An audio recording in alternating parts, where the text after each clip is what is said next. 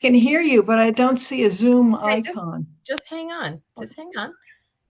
At the very bottom of your screen, you've got a little blue square with four blue squares in it, right? Maybe I don't have my whole screen up. I don't know. Okay, let me stop that. Okay, Betty. Yes. Okay. At the bottom of your screen, I can see your Windows icon, which is a blue square with four blue squares. You see that? Right in the bottom of your screen. You just took a picture of it. Don't look at the white part. Look at the black strip at the bottom. Do you see Yeah, the I'm not down to that black strip, I guess. You I need are. to. I'm looking at it, my love. Hang on. I gotta unblur my screen a minute. All right. I don't want you to look at well, you can't see that. Never mind. Everybody else can. All right. Betty, Okay. what your screen looks like at the very, very top is a light blue strip, right? Yeah, light blue. Yeah, Light blue strip. Then you have a big white screen that says Zoom Workplace, right? right. Ignore that. Look all the way down at the bottom, and there's a black strip. Yeah, except that I don't have a black strip. You do have a black strip. I'm looking at it. You took a picture of it. You just I took a don't know picture why of it. my screen does not want to go down there. But you are down there. You took a picture of it. So I'm not sure what you're talking about. Okay. Did I you think do we should all go to Betty's house right now and Did you learn do something. anything, Betty, between the time you took the picture and right now? Did you do anything to your computer? I don't think so. Okay, good. So I'm going to show everybody else what I'm looking at so that they're not just wondering what in the world's going on. Okay. So here's the picture that Betty sent me. Okay. Sorry for a bit of the reflection. Light blue strip, white, says Zoom Workplace. Right at the bottom, everybody tell me you see the black strip. Yeah. Yes. And her keyboard. Yes. Oh, okay. The very black strip. The very black strip at the bottom. Yes, ma'am. Yeah. Yep. Okay. All the way to the right is a little blue icon. It says Zoom. Right. Click on that. Says Zoom Workplace, Zoom Meeting. No. It just says Zoom. It's a little tiny blue square in that black strip. Yeah, and when I click on it, it comes up with a thing that says Zoom Workplace and Zoom Meeting. And I think that if I click over here, You're in the meeting. You couldn't I talk am. to me if you weren't already in it. Okay, I can see you now, and Good. the meeting's being live streamed. Yep. Can you see Okay. everybody else? Okay, now I can, yes. Yay. Okay. And you can still see your toolbar at the bottom, right? The black strip, yeah. Yeah. Okay. Yeah. So here's the lesson for everybody else. In and this may be specific to Windows. Joyce will have to tell us how it shows up on a Mac. But and Medina, you're on a Mac too, right? Yes. Yes. Yes. Yeah. So I think on a Mac, you have to actually move your mouse and it comes up in like this wave of what's open, right?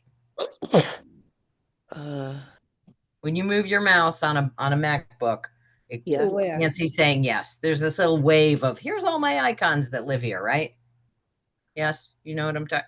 I've seen it on my husband's computer. I can go up on my husband's computer. I know what it looks like.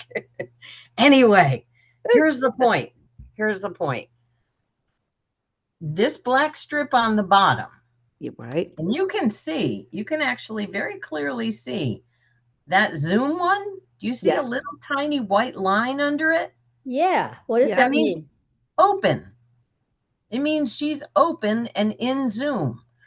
Okay, on a Mac, there's a little dot, a little black dot, not a line.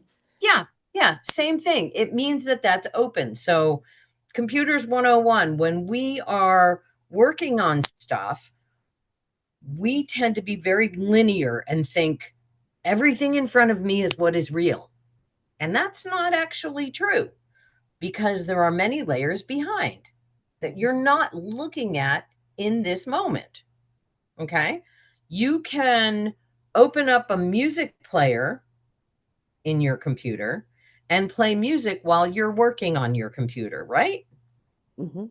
You don't have to turn off the music part when you go to do something else. Right. Just because you're not looking at the station selector, the song selector, doesn't mean it's not going to play, right? So we have many, many layers, and these layers aren't just visual. So in Betty's situation, and I love that you gave us this to look at, Betty. She's got Zoom open. There's a little white line underneath the Zoom icon. That means it's open. Right here, the next one, it's sort of yellow square looking thing, that's file folders. Okay, so anything where she has stored in folders is in this file folders thing. There is no line under it. So it means she doesn't have her file folders open right now. Right next to that, it looks like her Microsoft Copilot icon, and that is not open. And then the one next to that, I'm going to guess is Microsoft Edge. Looks like Chrome or Chrome? something. No, It has a Chrome. No. handle. No. No, that's Edge. I think That's Edge. if it's green and blue, Yeah, it's hard to It's see. Edge. It's hard to Edge. see. But Looks like a hurricane type. It's Edge. yeah, I think it's Edge. So that means that Betty is using Edge as her web browser right now.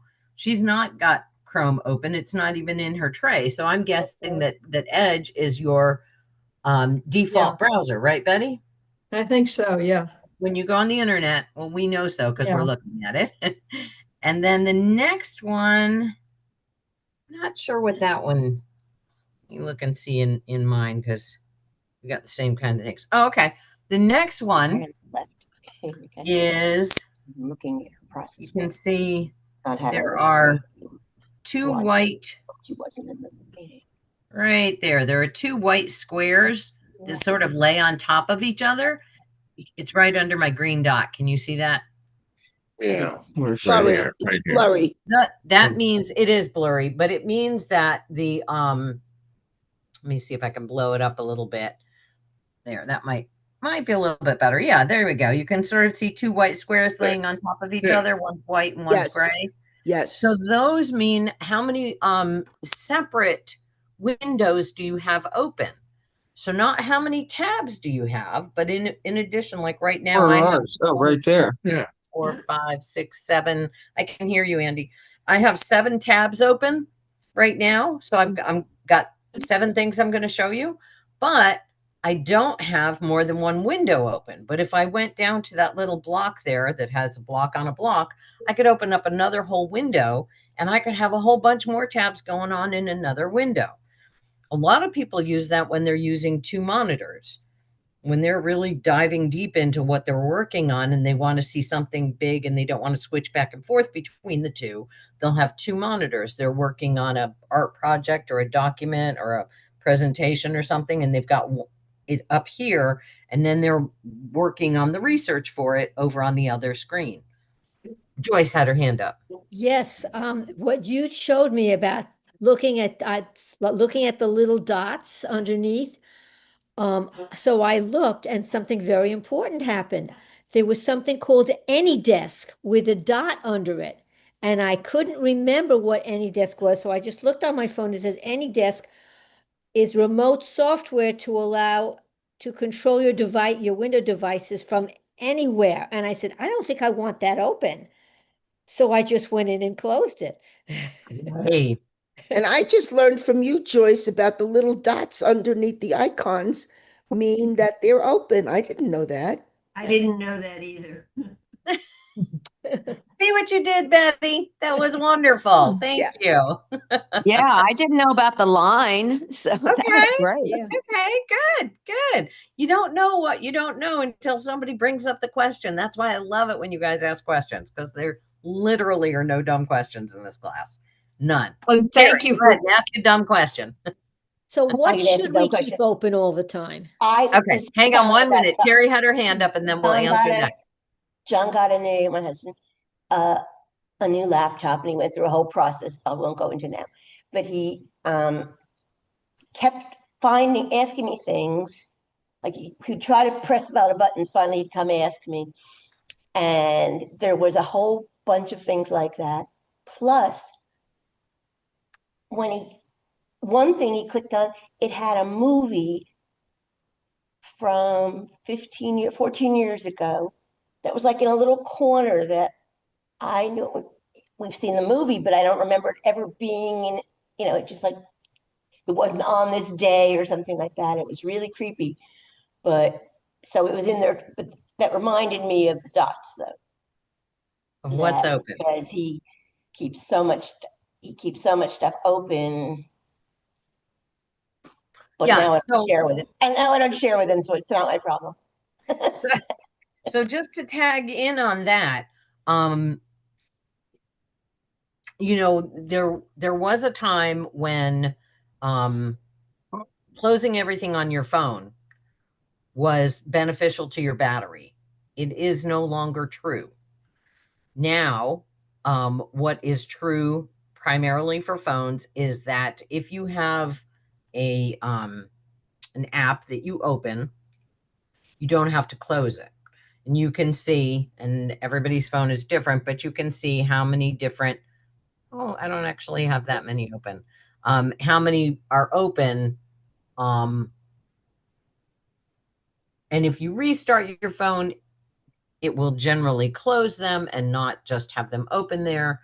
So leaving your apps open on your phone is perfectly fine. The experts now say that it actually takes more energy to restart an app. And you can change your settings by saying that it doesn't have to run in the background. So it can be open, but when you're not looking at it, not actually having that on your active screen, it's not actually running. And so it's not taking up battery, not generally taking up any memory space either, any more than it does when it just exists on your phone. So it's okay there. On a computer, for the reason that Joyce is bringing up now, I would, and what Terry just said is, I do close everything. And anytime you restart to do updates, you have to close it all, right? You have to close all those things down, let it do its update, and then restart it as a fresh thing. So I close them because, yes, you do leave yourself open in some situations. Take it away, Joyce. Well, that was my question, So like, for instance, I'm often using Word or Excel. Should I leave those open? And preview, I don't know, not even sure what preview is, but I mean, or should I just reopen them whenever I need them? I leave them open, Yeah. but I don't leave my computer on. I put it in sleep Uh-huh. mode. Well, if you just close it, is that sleep mode? Yeah. Good question. Is Preview a separate program? What is Preview? I think that's what they show me my pictures in. I'm not sure. What preview is to look at your attachments and you look at the pictures. So you're talking about in an email? Like often when I'm looking at something, it'll say you're seeing it in preview. I might get a letter or something and it says you're seeing it in preview. I think it's an Apple thing. I'll research that.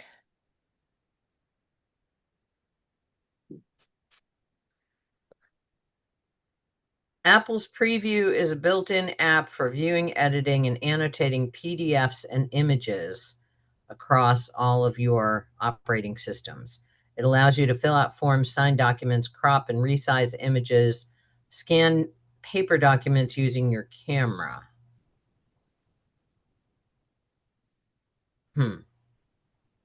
So it sounds like preview is, I don't know. Do you have an option to turn it off? Well, the dot is under it. Let's see. Preview. Yeah, quit preview. I quit preview.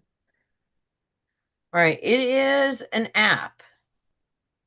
Oh, okay. So is this what your icon looks Yes. like? Okay. So that's a very, very Apple specific. It's free. It came with, I mean, I didn't download it. It's just suddenly is there. Interestingly, people don't seem to like it very much. It doesn't have that many ratings, only 259 ratings. And it only scores a 1.6 star. Well, I just quit it. Wow, there is a lot of 1 star because you can't give 0, I think. Right. What I've found is sometimes I'll think I'm opening a letter or something to work on, and it says I'm working on it in preview, and I've got to go out and back in again to get to the actual item. Yeah. One of the reviews says, seriously, who developed this app? It's very poor. It works far too quickly, taking a scan. And how do you save it? Where is it being saved to? And in Yeah. what format? It's not intuitive, appears to do too much automatically. It just showed up. Yeah. Needs fixes. How can you make something worse? This is functionally questionable. Yeah, people aren't impressed. I rarely see this kind of rating on an app. So maybe not such a good thing to use. All right. So today our goal. Wait, just quick question. Yeah, sure. Okay, so I recently, about a month ago, got a new MacBook Air, and then I had a slight issue that had nothing to do really with the computer itself. It was with my Gmail. But anyway, I was told that when you get a notice that updates are available, you need to close all your whatever you're working on, close all your tabs, I guess. Mhm. But don't shut the computer down, just let it sleep. And I just was Well, wondering you if, can't really update while it's sleeping. It doesn't work that way. You have to have, yes, you do want to close all your tabs, Yeah. close everything to do the update. So on a PC, what happens is when you go to shut down and you hit the little, power icon, and we get a choice of what we want to do about that. Do we want to update and restart? Do we want to update and shut down? Do we want to put it in sleep mode, or do we want to shut down? We actually have 4 choices. And if there is on a PC, again, I don't know what the notification is on Mac, but I'm sure there is one. Yeah. On the PC, it's a little tiny orange dot on 2 of those choices, where it says update and shut down or update and restart. There's a little tiny orange dot. So that means, and I'm talking to you, Martin, and everybody else who has a PC, when you have that little orange dot, you want to make sure that you do the update. And so these days, honestly, it will shut it down. It will close all the things for me. I've tested it out recently where I just say, yeah, update and shut down. And I click that instead of, just shut down, and it closes everything and then starts the update. And it specifically says on my screen, do not turn off. right. So by closing the lid, you are stopping the process. You are putting it into sleep mode. So you don't want to do that. You want to leave the lid open. Yeah. So And with the Mac also, he said, you don't want to shut down, just walk away from the computer. Right. And if you have to, go away. So in Mac, does it give you the choice to update and shut down? Is that one of the options? You'll have to I- let us know next week. But when I have to leave, like I'm working on something and I have to go and I go to, close my computer and most of the time I honestly just close the lid. But I have a pretty good idea of when's the last time I did an update. Plus, if I get notifications, other places that say, updates are available now, and we're going to be looking at one of those, then I will go in and just automatically, force the update, just, start it manually. But if I have to leave, then I just leave the lid open, say update and shut down. When I come back, my screen is black, my computer is off, but the lid just happens to be open. But I didn't, leave everything running. It shuts down on its own because I told it to. Well, the notices I get say an update will occur later tonight or something like that. So On your computer. yeah, I think it just does it overnight. I know it does that on phones. I didn't realize that it would do it on a laptop type. Yeah. Cool. That's good. That's good news. Terry, who do you have with you? I have Barbara. Hi, Barbara, you were here last Teichman. right? I'm sorry. It's not easy. I thought you was here last week. No, maybe Yes, just I'm yeah, not- came but- in for a little. Yeah, I came for yoga. That was it. Yeah. Okay, Okay, great. last week she came for yoga. Barbara, what's your last And- name? Teichman. TEICHMANN. Great. Hey, How- Barb, how you doing? Doing okay. If after class, I send out links to everything that we're going to look at. So Okay. make sure that Terry sends me your email address so Okay. that I can add you to the list so that you have all these resources. Okay. Okay. And you can just put it in Terry's phone and she can text it to me. Okay. Yeah. I'm a Apple person. Okay, cool. We try and cover it all. All right. So the first question is a remnant from last week. Did anybody get a VPN and use it? No. No. Then nobody has any questions about their VPNs, huh?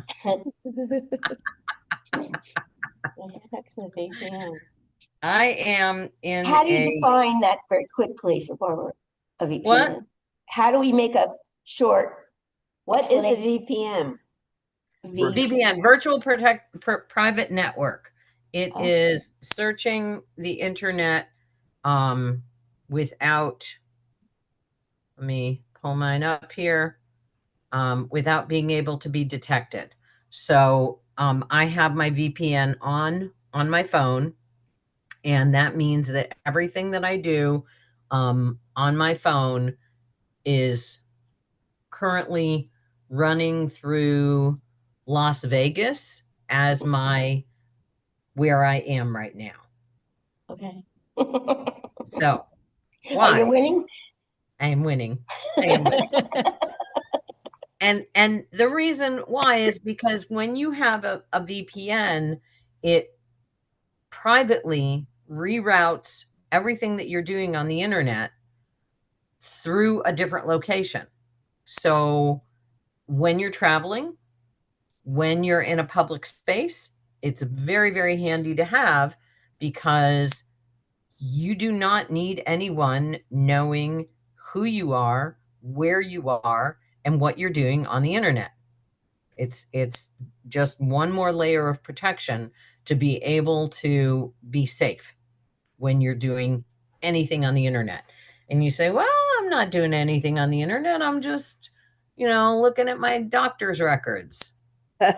Every little tiny bit of information about you on the internet is candy for thieves. It is absolute candy. You wouldn't walk down the street, you're going for a Naked. walk naked. That wasn't where I was going, but yeah, we'll just go with that.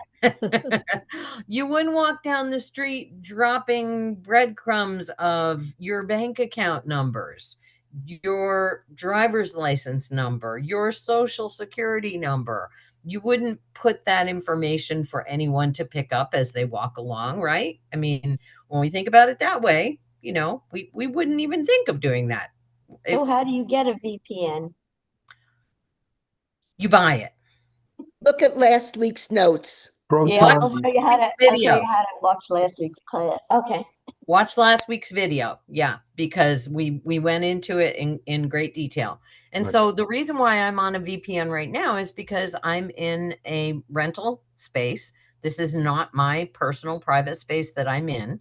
And so I have no idea what kind of tracking devices the person who is providing me with free Wi-Fi has on their Wi-Fi. They can see literally everywhere I'm going and whatever I'm doing. And so, yes, I do trust who I'm renting from, but I wouldn't necessarily, and it's none of their business. Yeah. You know, Martin, hand. Yeah, the question I have is sometimes I use my cell phone as a let's call it a browser. What is the advantage to the VPN versus a cell phone? Yes, I'm using my cell phone with my VPN on it. Ah, okay. Yeah. So cell is more secure than Wi-Fi.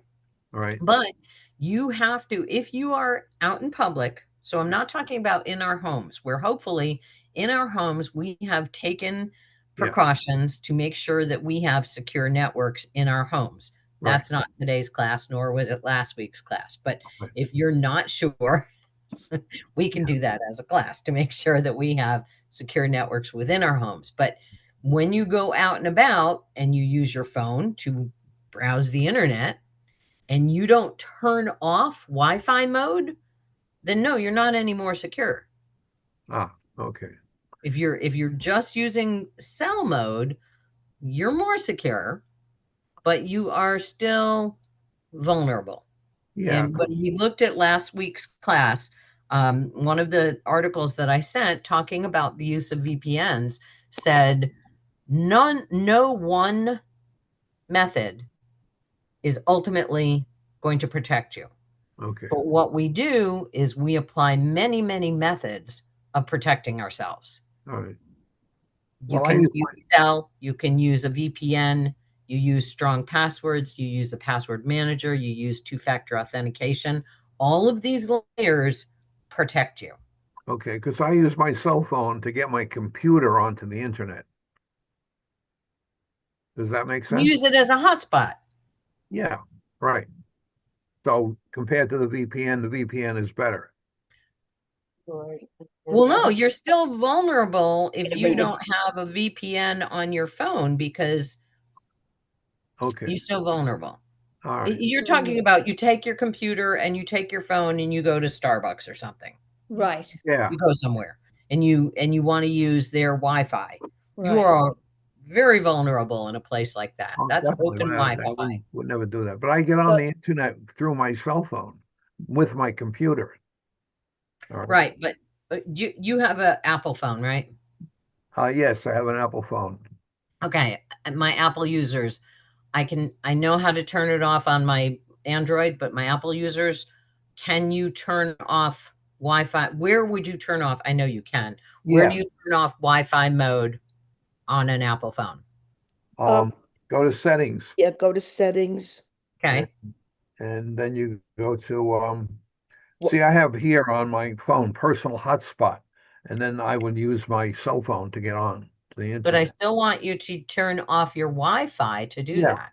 As soon Okay, as you then- go to settings, it brings up your account Yeah, and the second or third thing down says Wi-Fi. correct. Okay. That's And so you do that, Martin. You go when you're going to use your phone as a hotspot, you Yeah. go to settings and you turn off Wi-Fi first. yeah. Okay. Well, I haven't, but I will. Okay. That's the difference. Okay. If got you're it. using your phone, and this is another great question. You said, well, I'm just using my phone to get on the internet. But if you didn't turn off Wi-Fi, you're Okay. not just using your phone. Then we're You're using this little box yeah. that looks like a phone, but you are still 100% more vulnerable when you're in public if you don't turn off Wi-Fi. Good point. Okay. Yeah. Even if you're not using your phone, is that correct? If Correct. it's just in your pocket. Well, he's using it as a hotspot. Yeah, Right. I understand that. But if I go into, well, I wouldn't go into Starbucks. I can't stand their coffee. But Yeah, anyway, but you know what I mean. if I go into Starbucks and my phone is in my purse, I'm not using it. Am I still vulnerable for Is somebody? it on? Of My phone is on, yeah, course you are. really. Of So course. shut off Wi-Fi. Yeah. So Thank it's you. anytime you use the phone as a hotspot, you turn the Wi-Fi off. That's the rule of the day, right? That is a good thing to do. Okay. Well, I don't got it. have a hotspot. I'm gonna have to look into that It again. costs, they I charge you remember- for it. Yeah, Yeah, but- hotspots cost you. It's part of your so the reason why you need a hotspot is if your device, like let's say you're going to use your computer or you're going to use your iPad and in a public space. I've used it traveling many times, and the account that you have with your cellular provider, Verizon, AT&T, T-Mobile, whoever, Yeah. that's who you're paying for your hotspot. It's wrapped into your package, so you can't off and on it. You're going to pay for your mobile hotspot. It's part of your monthly bill. Okay. So you may or may not want that. I do. If you travel a lot, you do. If you don't need it in between your travels, I mean, I know you go from one place to another for months at a time. Right. You know, if you don't need it, then you don't need it. But if you go out of the country, I would use it. Right. Okay. Yeah. Okay. Got it. But that being said, so that's one layer, and it's a flimsy layer, but it is a layer. The thing I would do, Martin, 100%, if I'm going outside my home with my laptop and using my phone as a hotspot, I would Yeah. absolutely get a VPN. Yes. Because Okay.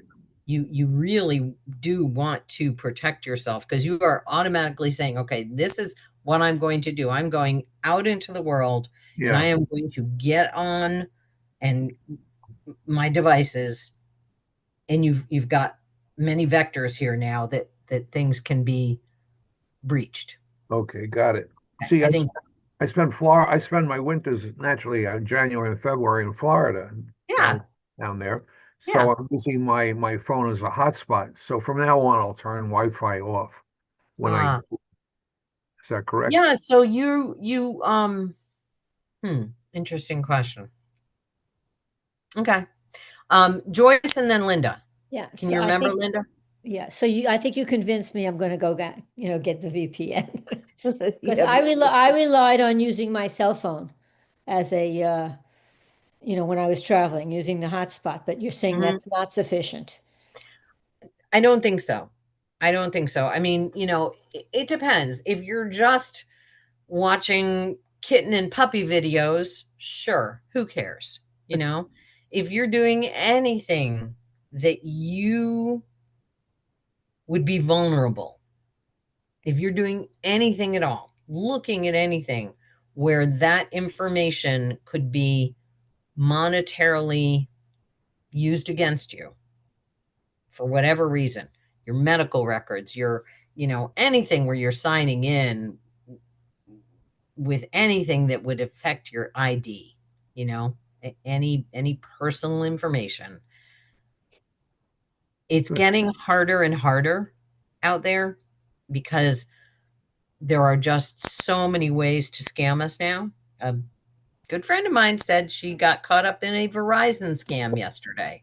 I'm like, I didn't think that you would have fallen for something like that, but she did.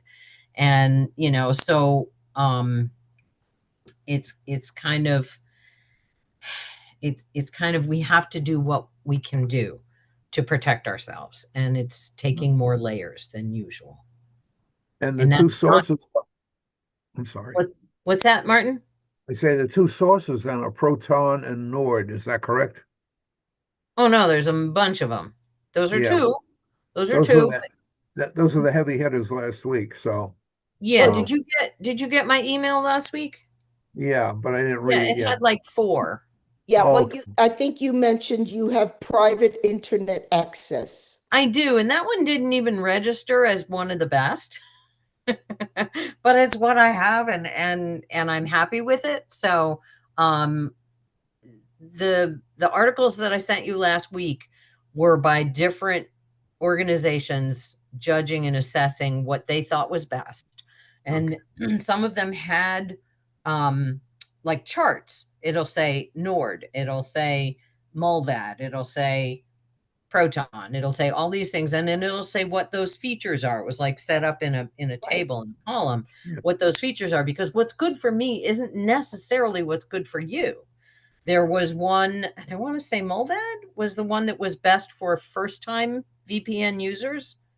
But you look and you see, okay, if the features that it's offering, let's say Nord, for instance, which seem to be really desired by very, very techie people, people who like very techie people, that might be more than you need. It doesn't necessarily mean it's going to cost more, but they're all going to cost something. Any VPN worth installing is going to cost you a little bit. It shouldn't cost. It looked to me like costs were averaging like less than $5 a month. Yeah. And if that's what you're using while you're in Florida, I would definitely use that. Okay. Thank you. Thank you very much. Good. Yeah, Linda. Little confused by what we're talking about. Are we talking about only when we're using our iPads or our computers out of the house? Or are we talking about when we're using our phone? In other words, when I'm out and around and I want to use my phone, do I have to do something special? So, not necessarily. If you are out and about and you are opening up your bank app, you wouldn't want to do that in public. And I'm talking about in public where there's, like, if you, let's just say you go to Pennicamp and you're on the beach. Pennicamp has a very, very small beach. And so if it's a busy day, which it's probably not in June at Pennicamp Beach, then, you know, the chances of you being exposed to anyone who's trying to steal your stuff are probably small. You go to Key West in wintertime, and there's just crowds and crowds of people on the streets, the chances of you being vulnerable are high. Because within that group of people, the chances are there are thieves within that group. You know, we tend to not like to look at people like, oh, who's the thief in this group? But they are there. They are among us, and they can steal from us. When we're traveling and we get into a hotel room, we are vulnerable. You would never want to, you know, you think, oh, there's no one around me. I can get on and do a little bit of banking now, or I can look at my investment page or whatever. No, absolutely not, because you are on public Wi-Fi in a hotel room. But if I want to use it as a telephone, am I okay? You're fine. Okay. You're fine. And If if you I want to do research, Google things, is that safe? Every time you do any kind of research, that information is available to whoever might find that information interesting or useful. What about text messaging to people? Yeah, that's I mean, it's encrypted. So text messaging does have encryption that does have some layers of protection for Okay. you. But if somebody is determined to, you know, gather as much information on us as possible, then they're going to, if we don't do something. And so the some things that we can do when we're out in public, having a VPN on our phone, we are not even like, as I said, I'm in Las Vegas right now, on my phone, and I'm not in Las Vegas, I'm in Louisiana. And so, I'm undetectable by someone walking past this apartment. I don't exist. I'm in Las Vegas, and it's because the signal automatically gets diverted. And that's how VPNs work. And those were the articles that I sent you all last week on how it actually works and why it matters. And it's only one thing. It is not the only thing. Because if we only did that, then it still wouldn't be enough. We still need, yes, I do, Joyce. We still need password protection. We need to make sure we enable the lock on our phones. I am quite shocked at the people who don't. So please, please, please tell me that if you turn off your phone and you turn it back on, it's not going to turn on automatically, that you actually have to touch something, show it your face, do a swipey thing, or type in 4 numbers. If you do not have the lock on your phone, if you do nothing else today, do that. Joyce had a fun scam. I got a phone call from somebody in Washington, and I, because of my position, I have to pick up calls, and you never know what's going on, who asked me had I recently opened up a new phone number. And she gave me a phone number. And she said, a phone number was opened in your name. And I said, I know nothing about this phone number. And she said, well, you should know that it was used for pornography, this phone in your name. And we're going to have to shut down your phones. At which point I said, thank you, I will contact my phone company. And I hung up on her. Wow. I wonder, see, now you get something like that and you go, what is the end game? What are they trying to do? Well, she probably wanted information, would be my guess, but I didn't even let her get that far. As soon as I heard pornography and they're going to, and we're going to have to shut down your phone, I said, okay, they're trying to make me anxious. Oh, within 2 hours, I said, okay, this has all the hallmarks, and I just hung up.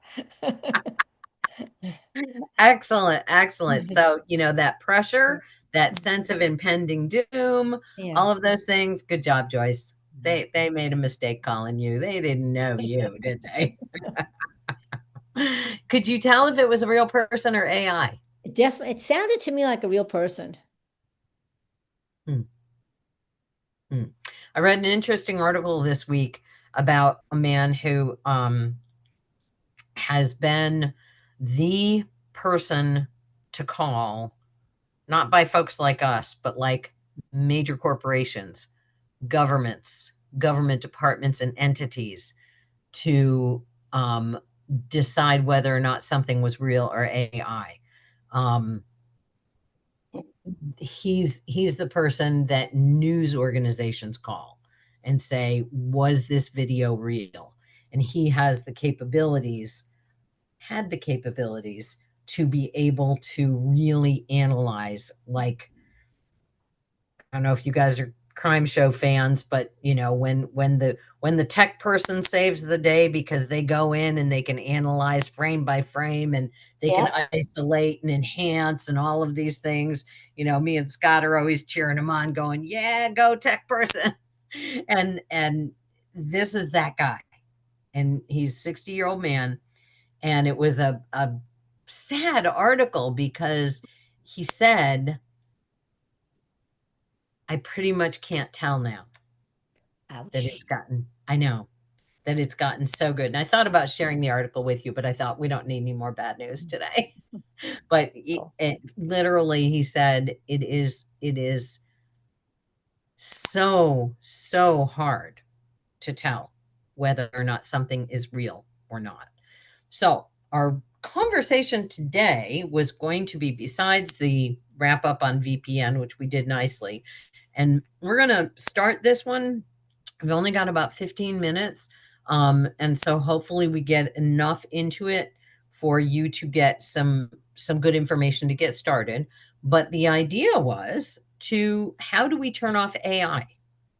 Because it automatically comes up in literally everything we do now. Every update that we do builds in an AI feature to make our lives easier and not necessarily better, you know? And do I open up my phone and, do an inquiry about something? And if I tap the bar at the bottom, that's just my little, ask a question bar down here, and I start typing something in, so I can, on mine, and this is with Chrome, with Google, the first one there, it has the little search icon and it has a little star next to it. That means that if I tap on that, I'm going to search with Gemini, which is AI for Google, right? I can also use the microphone and talk a question in, or I can use this little camera one, which allows me to analyze something using my camera. I often will do Google Lens with plants and things in nature that I want to know, is this poisonous? Is this going to bite me? Those kinds of things. So this is in my Google. Now I can also use Chrome there, which is different. If I do a search in my bottom bar here, it does not automatically open Chrome. I can, so for instance, let's see. I'm going to type in sunsets, and I am searching Google. So I tapped that bottom bar, and then this pulls up this, and I get some options for sunsets. Sunset swimwear, sunsets over Monroeville lyrics. Sunsets are proof that endings can be beautiful. What? Sunset secrets, regrets where to watch. What? Sunsets near me and sunset swim. Apparently sunset swimwear is a hot topic these days. So I'm just going to type in sunsets, and then I'm going to hit my little query thing, and it's going to do a search for sunsets. And it automatically goes to AI mode here. Automatically. I did nothing except hit the little search icon thingy, and it went to AI. In order for me to not search for AI, I've got to scroll over. This is a movable sideways, and I have to tap on web to not get an AI answer. So I have to physically do something to not get an AI answer. And so then it comes up with Wikipedia and sunset, an article on sunsets, and then time and date, sunrise and sunset times where I am right now. Pinterest, 290 photos of sunset and sunrise ideas. Mount Washington Observatory, the science of sunsets. So the Farmer's Almanac, sunsets. So lots of information, but none of this is AI generated per se. These are sites that I can go to on the internet, and I am in Google search mode. Now, I'm going to tap on the Wikipedia one. When I tap on the Wikipedia one, it brings me to there. I am still not in Chrome browser.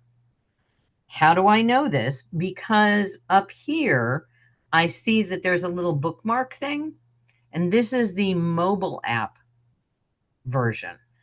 3 dots next to it. When I tap on those 3 dots, it says open in Chrome. So at this point, I am not in Chrome, but I can tap. Let's see if I can do it backwards. Oh, I did. All right, now I'm in Chrome, and I have all the features that I have in Chrome, which is, for instance, it shows me how many tabs I have open. Right there, that little square says 47. I have 47 tabs open in Chrome right now.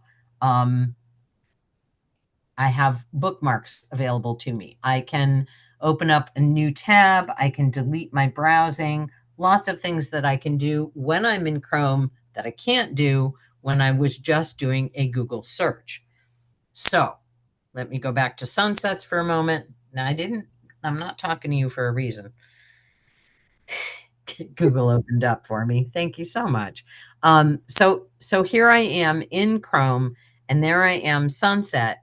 Now, if I want to do a Google search, I can just tap on my address bar at the top, and this is the same thing that you would do on a computer. Tap on the address bar, and I can say search Google, and I can say sunrise. And so I'm in Chrome. I typed in sunrise. I'm going to hit instead. It gives me, I don't have the little search icon. I have a check mark. And so it went right back to AI mode. Right back to giving me AI. How did you know you were in AI mode?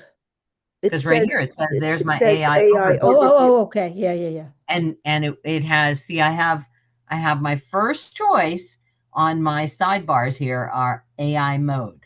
Even though I didn't, it automatically forces me to have an AI mode because I've got it in all. Whoop. I would have to slide over. Whoops. This is really hard sideways. Slide these bars over, and I can't read it now. And I would have to go to web mode. If I go to web mode, does not work when I'm doing it backwards. All right, I tap on web mode, and again, now it gives me my results in web mode, no AI. There's no AI overview at the beginning.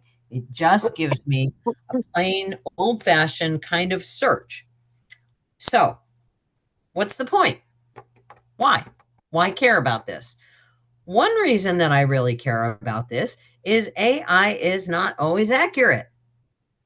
And we are training our brains because AI mode is being forced on us.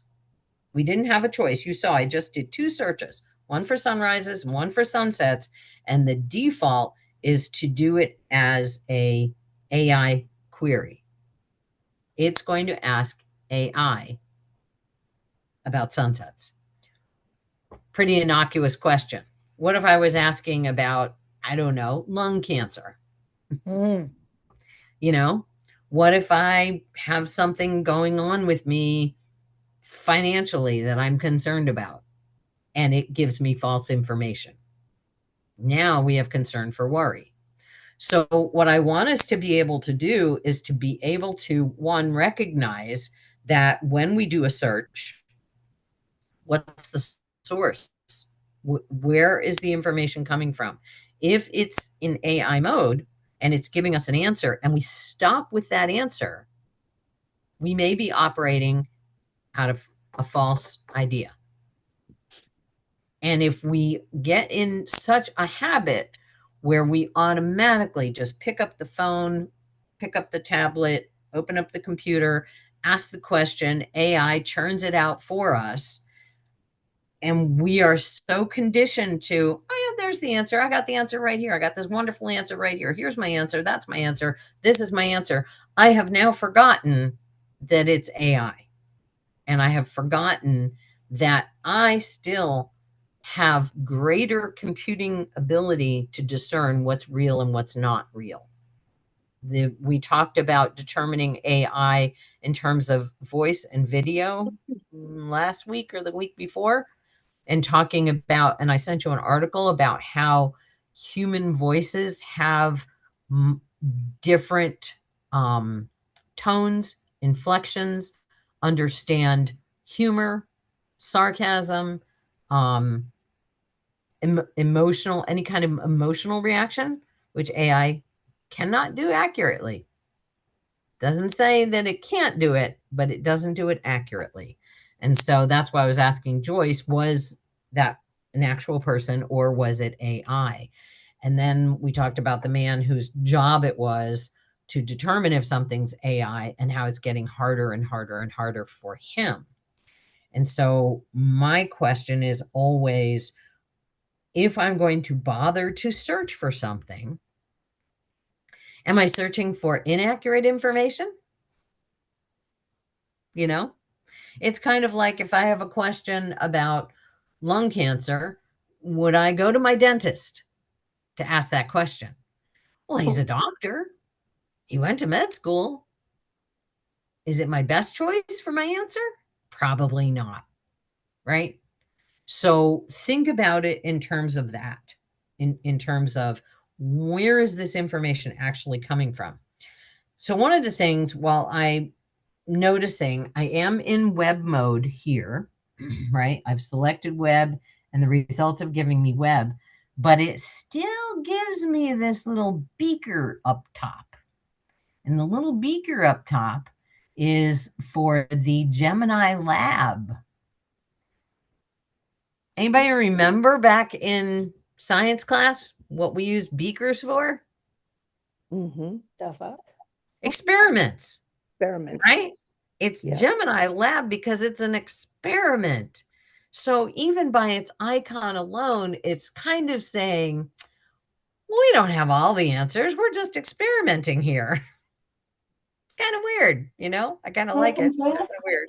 But so remember when you do that, one of the easiest things that you can do to stop the AI mode is to type in, and I'm going to put it here in the chat. If I'm going to type in so you can actually see the typewritten form. If I'm going to do a search and I'm going to say sunsets, and then I'm going to do a space, and then I'm going to do the hyphen sign, AI. Okay, so if I do a search, and notice the space because I tried it both ways. If I do sunsets hyphen AI, I automatically get AI result. If I do sunsets space, it's the old, if you remember back in early 2000s, maybe 1999, maybe early 1990s, when we were on, if you were on computers, when you had to do a search for something, you had to do qualifiers, like you could do quotation marks around something that meant exactly this. Yeah. Right? You remember that, Medina? Yes. Or Yes. if you wanted to do this and something, you had to do the plus sign, or you wanted it to search for something and not include this. It was an exclusionary. It was the minus sign. That's what this is. So it's still after sunset tonight. Look for Venus, Jupiter. Yeah, I saw that. I saw that. Very cool. Glad I picked the right topic. But do the minus sign AI. And that eliminates minus searching using AI. And it Yeah, just but wait, gives you, I'm sorry, but the minus sign isn't it the same as the hyphen? yes. Yes. So open up your chat. It's in chat. I did it in chat specifically so Yes, you can see yes, what I'm I saw talking it. about. I saw it. Sunset space. Oh, space. Got it. Yeah, Space bar right. hyphen AI. That means sunsets minus AI. Minus That's AI. that's a sentence in computer language. Got it. Yeah. If you put them together, Yeah. it says sunsets using AI. Got it. Oh. Terry. Stories are for another day, but there was just recently, we have an insurance company, that does our health insurances through Amtrak Retiree, something, they're like a middle person. Anyway, we got a notice from them about scams, a list of different scams. And the first one that John saw was Horizon, like as in Horizon Blue Cross. I don't remember if that's from up north or just a regular, insurance company. Yeah. And the reason I'm telling you this was because it was Verizon. It was a phone company that you had mentioned something before. And so I said to John, what kind of voice was it? And he says, I don't know, I thought I should just hang up, but whatever it was. And through my years of work, I had a lot of mix-ups, like somebody was having trouble with their HBO and they meant their HMO, or, like different things like that over the years that were, I was trying to help out what I thought were older people.